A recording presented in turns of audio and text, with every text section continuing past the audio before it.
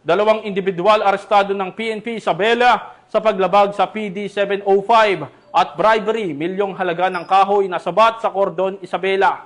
Ang balitang ito ay babahagi ni Patrolwoman Jerilyn Colico.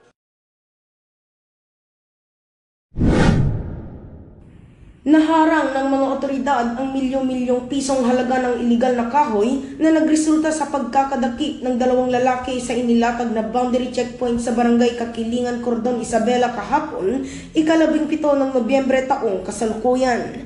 Kinilala ang mga suspect na sina alias Paul, 45 taong gulang, driver, at alias Omar, 43 taong gulang, helper na kapwa residente ng barangay Nara, Etiaga, Isabela.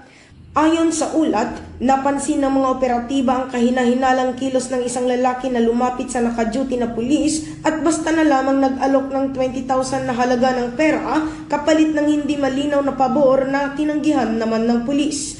Makalipas ang ilang sandali, dumating ang isang 10-wheeler truck na kargado ng mga troso at nakasakay sa passenger seat ang lalaking nag-alok ng pera.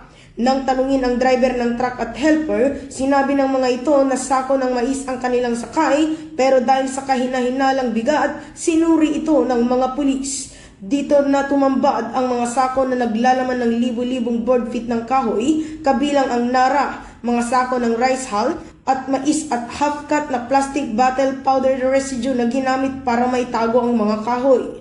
Tuluyan namang dinakip ang driver at helper dahil wala silang maipakitang kaukulang dokumento ng mga kargamento. Sa isinagawang inventaryo ng DNR personnel at barangay officials ng barangay Kakilingan, umaabot sa humigit kumulang 8,000 board feet ng narawood o katumbas ng halagang 4 million pesos, isang 10-wheeler truck, 10 plastic na bote ng powder residue ang nakumpiska ng mga otoridad. Naharap ngayon ang mga suspect sa kasong paglabag sa PD 705 o Revised Forestry Code at bribery na isasampa sa pamamagitan ng inquest proceedings.